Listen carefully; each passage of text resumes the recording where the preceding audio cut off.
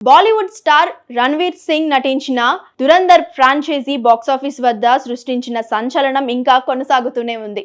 ఈ సినిమా సాధించిన భారీ విజయంపై తాజాగా రిలయన్స్ ఇండస్ట్రీ అధినేత ముఖేష్ అంబానీ స్పందించడం ఇప్పుడు ఇండస్ట్రీలో హాట్ టాపిక్ గా మారింది. జియో స్టూడియోస్ కు ప్రత్యేకంగా లేఖ రాసిన ముఖేష్ అంబానీ వారి విజయాలను అభినందించారు. ఆయన తన లేఖలో మాట్లాడుతూ 2024లో స్త్రీ 2, 2025లో దురంధర్, 2026లో దురంధర్ ది రివెంజ్ సినిమాలతో జియో స్టూడియోస్ వరుసగా 3 సంవత్సరాల పాటు అత్యధిక వసూళ్లు సాధించిన చిత్రాలను అందించిన అరుదైన ఘనత సాధించారని పేర్కొన్నారు. అలాగే దురంధర్ మరియు దురంధర్ ది రివెంజ్ అనే సినిమాలు కేవలం కలెక్షన్స్ పరంగానే కాకుండా ప్రపంచ వ్యాప్తంగా ప్రేక్షకులు ఆ సినిమాలను ఎంతో ఆదరించాయనైతే చెప్పారు. ఈ సిరీస్ లో వచ్చిన మొదటి భాగం భారతీయ సినిమా చరిత్రలోనే అత్యధిక వసూళ్లు సాధించిన సినిమాగా అయితే చరిత్రలో మిగిలిపోయింది. అయితే ఏకంగా థియేటర్లలో 15 వారాల పాటు హౌస్ఫుల్ బోర్డులు అయితే కనిపించాయని తెలిపారు.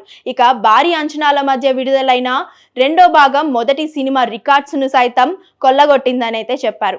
ఈ 2 సినిమాలు కలిపి 3000 కోట్లకు పైగా వసూలు సాధించడమే కాకుండా దేశవ్యాప్తంగా వచ్చిన మొత్తం థియేట్రికల్ ఆదాయంలో దాదాపు 40% వాటాను దక్కించుకున్నాయని ముఖేష్ అంబానీ అయితే ప్రశ్నించారు. దీంతో దురంధర్ ఫ్రాంచైజీ బాలీవుడ్ లోనే కాకుండా భారతీయ సినిమా చరిత్రలో కూడా ఒక ప్రత్యేకమైన స్థానాన్ని సంపాదించిందని సినీ వర్గాలైతే అభిప్రాయపడుతున్నాయి.